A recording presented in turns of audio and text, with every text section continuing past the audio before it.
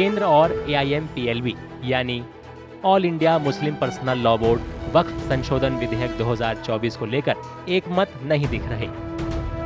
इस विधेयक को अगस्त 2024 में लोकसभा में पेश किया गया था। हालांकि सदन में गर्मागर्म बहस के बाद इसे संयुक्त संसदीय समिति को भेज दिया गया था। वक्फ बोर्ड के संचालन और संपत्ति प्रबंधन को विनियमित करने के मकसद से इस विधेयक को लाने के बाद देश भर में विरोध प्रदर्शन शुरू हो गई। AIMPLB ने इसे संविधान पर हमला और मुसलमानों को निशाना बनाने वाला कदम बताया।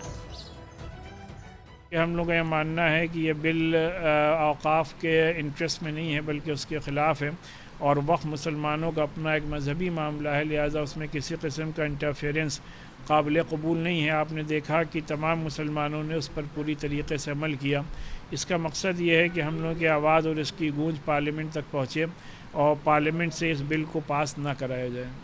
तमिलनाडु विधानसभा ने एक प्रस्ताव पारित कर केंद्र से वक्फ संशोधन विधेयक 2024 को वापस लेने की गुजारिश की है। इसमें दलील दी गई है कि ये मुसलमानों से संविधान के अनुच्छेद 26 के तहत उनकी भूमि, संपत्ति और धार्मिक अधिकार छीन लेगा। इस विधेयक का मकसद वक्फ अधिनियम 1995 में संशोधन करना है ताकि वक्फ संपत्तियों के विनियमन और प्रबंधन से संबंधित मुद्दों का समाधान किया जा सके। देखिए, वक्फ के तहत जो प्रॉपर्टीज हैं वो कॉन्स्टिट्यूशन से प्रोटेक्टेड है। वक्फ में जो प्रॉपर्टीज हैं वो वक्फ से मुतालिक जो कानून है शरीयत एप्लीकेशन एक्ट 1937 जिसको हमारे कानून ने, हमारे संविधान ने मान्यता दी है। इस्लामी कानून का एक प्रमुख पहलू वक्फ धार्मिक या धर्मार्थ इस्तेमाल के लिए संपत्तियों को नामित करता है। इसका प्रबंधन मुतवल्ली द्वारा किया जाता है जो अपरिवर्तनीय स्वामित्व के साथ इन संपत्तियों की देखरेख और प्रशासन करता है। PIB यानी प्रेस सूचना ब्यूरो के मुताबिक वक्फ बोर्ड भारत में 9,40,000 एकड़ में फैली 8,70,000 संपत्तियों की देखरेख करते हैं जिनकी कीमत 1,20,000 करोड़ रुपए है। विधेयक में वक्फ अधिनियम की धारा 40 को हटाने का प्रस्ताव है जो बोर्डों को वक्फ संपत्ति की स्थिति निर्धारित करने का अधिकार देता है।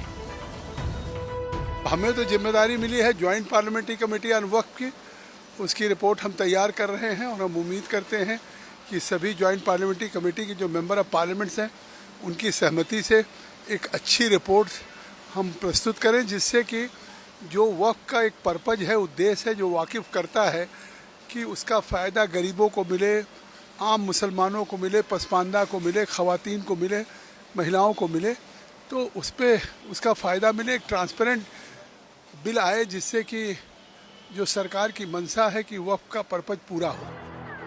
विधेयक में वक्फ बोर्डों में मुसलमान महिलाओं और गैर मुस्लिम प्रतिनिधित्व और बोहराव और आगा खानियों के लिए एक अलग बोर्ड का प्रस्ताव है।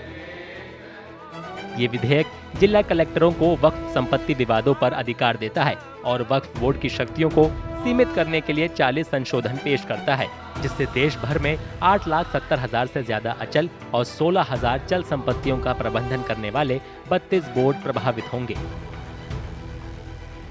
देखिए, जो 1995 का वक्फ एक्ट था उसमें कुल 44 अमेंडमेंट किया जा रहा है, 44 बदलाव किए जा रहे हैं। वोहरा और आगा खानी मुस्लिम्स को भी अब मान्यता दे दी गई है। वक्फ को अनिवार्य रूप से घोषित करना अनिवार्य कर दिया गया है, यानी अगर आप प्रॉपर्टी वक्फ डिक्लेयर कर रहे हैं तो बाकायदा उसको लिखित में स्टैम्प पेपर पर डिक्लेयर करना होगा, गवाहों के सामने होगा। तो वक्फ प्रॉपर्टी कब हुई है, कब वो दान की गई है, किसने दान किया है, कब दान किया है, किसके सामने दान किया है, इसका प्रॉपरली जो है लिखित इसका दस्तावेज बनेगा। महिलाओं को भी अब इस पर पूरा उनको अधिकार मिल गया है। पहले क्या हो रहा था, बाय द वे, किसी महिला को बच्चा नहीं है तो अपनी ज़मीन अपने भतीजे को, भांजे को, बहन के बच्चे को नहीं दे पा रही थी, वो प्रॉपर्टी वक्फ में जा रही थी। अब बिना महिला की सहमति के आप प्रॉपर्टी नहीं ले सकते हैं, उसको वक्फ डिक्लेयर नहीं कर सकते हैं, उसमें महिला की सहमति ज़रूरी है। वक्फ संशोधन विधेयक ने केंद्र सरकार और AIMPLB समर्थित विपक्षी दलों के बीच लंबे समय से चल रहे विवाद को और तेज कर दिया है। केंद्रीय गृह मंत्री अमित शाह ने शुक्रवार को मौजूदा संसदीय सत्र में विधेयक को फिर से पेश करने की योजना को दृढ़ता से उठाया।